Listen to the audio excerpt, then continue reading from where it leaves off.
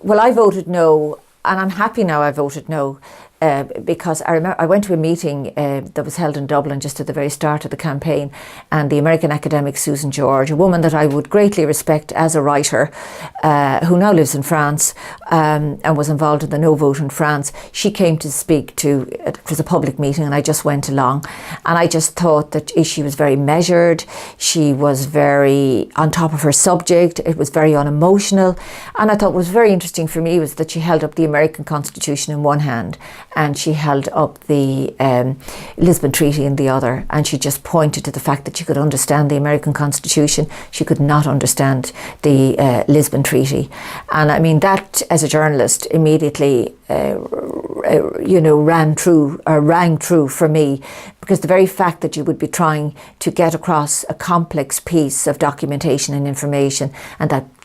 most of us couldn't understand it, and that in some ways the government were making a virtue out of the fact that people couldn't understand it, I think was highly questionable. The second thing that I thought was very interesting, she said that she had just come back from the United States a couple of days previously, where she had been visiting a fellow a friend and fellow academic, and she just asked the audience to put up their hand, and she said this person had had a number of minor stents put in, it's minor heart surgery or stents put into their heart, and she just asked us to guess what it cost, and like we all said whatever, but anyway she said it was $49,000, and she said that what's actually happening in the United States, she said, is going to happen in Europe, and I think many people that registered with me as well, because the whole kind of economic model is drifting towards much more an American model rather than a European model, even though they were trying to tell us something completely the opposite. And as if to kind of bear out what she was saying, I remember in the Sunday Times, the Sunday after that public meeting, I saw that there was a private hospital being built or about to be built in the grounds of Adair Manor in County Limerick. So you have a golf course in one hand, you have a private hospital in the other, and you have a stately home in the middle of that. And I kept saying there's something not quite right here, and yet at the same time a committed European. I like Europe. I like the sense of us being near Europe, that I can fly to Italy or Rome or wherever, and I like that. I appreciate what Europe has done in terms of lifting us out of an economy which was very oppressed and which was very economically downtrodden over the last 20 or 30 years, and that every time I drive now on a decent road, I'm grateful for the fact that we got this money for Europe. As a woman, I'm grateful for the fact that much of the enlightened legislation that has come from Europe. But at the same time, you could equally argue that if a friend is a friend, you should be entitled to sometimes say to the friend, hold on here a second, I like you, but I think you're heading in a direction, or you're saying something that I don't particularly agree with. So I think that there was that, and I think on the domestic front, I think anybody that has lived in Ireland, particularly in the last decade, cannot be aware of just the way in which the esteem of politicians has taken a terrible battering. There has been tribunal after tribunal, some of which I've followed fairly closely, and at the end of the day, we have seen the way the political establishment has kind of driven a coach and four through the democratic process in the way it has actually kind of feathered its own and lined its own pockets. And I think, so therefore when politicians come and tell you do this because we're telling you this is going to be good for the country and it's going to be good for us, you're fairly sceptical about it, given what you have actually seen and read in the papers, as I said, in the previous 5 or 6 years. I think secondly, there was a sense thirdly, I think there was a sense in which there was the low esteem of politicians, but there was a sense in which I felt we were being dragooned and we were being pushed in a particular way to vote in a particular way without a full debate taking place. I got a sense too, in terms of the way the whole debate was handled initially in the media, that there was a democratic deficit in terms of opening the debate. The debate really only opened up in the media, on the airwaves, on television and radio, when it became clear that there was a possibility that the no vote was going to win. And I think also for me, and I was glad afterwards I voted no, because I have been kind of watching the, the political kind of antics of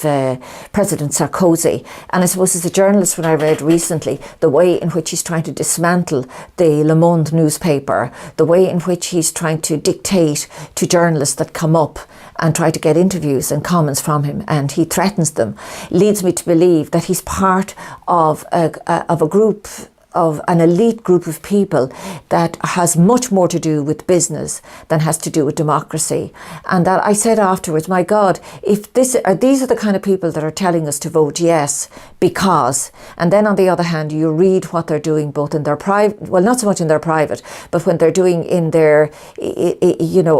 what they're doing in France, and what they're passing off as supposed,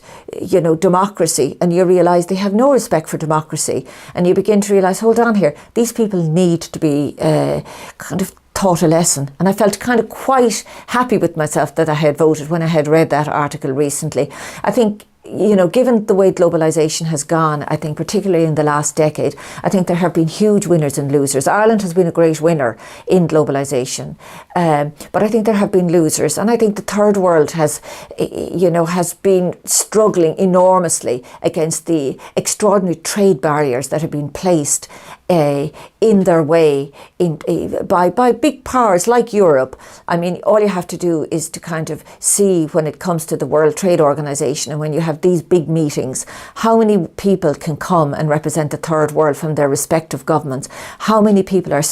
would be sent from Europe Inc. And you begin to realise that smaller nations, poorer countries, they have very little say when it comes to these massive negotiations. And I think it's kind of interesting that a small nation like ourselves, whose own economy has only taken off in the last really 10 or 15 years, I think there's still a residual conscience still in this country. And there's a sense in which I think people there was a message being given to the politicians, and I think the politicians often ignore that message at their peril. There's a programme that goes out on RTE Radio 1 every day. It's an access programme. It's where the public can ring in. And I think if the politicians had been listening to that, they should have been aware of the discontent and the unease that there is out there. There is a huge demand for basic services, be it for parents that have handicapped children, or children that are mentally disabled, kids that need speech classes. We have a hospital system that's in tatters. People are not impervious to these issues. They know what's going on. They know it affects their lives. It affects them in a very real and material way. So when politicians come along and say, vote for us, our situation is going to be better, I think they thought about it, and people like myself thought about it, and you weigh it up against what the reality is. And the reality in a country like Ireland at the moment, albeit a very wealthy country, that this is a horrible country. And you talk to people that are getting older, to grow older in this country, because there is a terrible fear that the kind of country that people worked for, that fought for, is not the kind of country that they're seeing being created. And I think all of that, not one single issue, but there was a whole series of issues that were kind of responsible for that no vote. And I think it will be very interesting to see if the Europeans try to get us to vote in a different way, as they did previously in the Lisbon Treaty. They didn't get the result that they wanted initially. They went back to the country and then they got the vote that they wanted. We can see they're shaping up to do something similar at the moment. I don't know if they will get the reaction that they would like to get, because apart from everything else, the global economic situation, or the Western economic situation, is changing, and the mood has changed, and the whole atmosphere has changed, and people are in mean mood at the moment, and they may punish the politicians in a way that they may not, they may least expect it.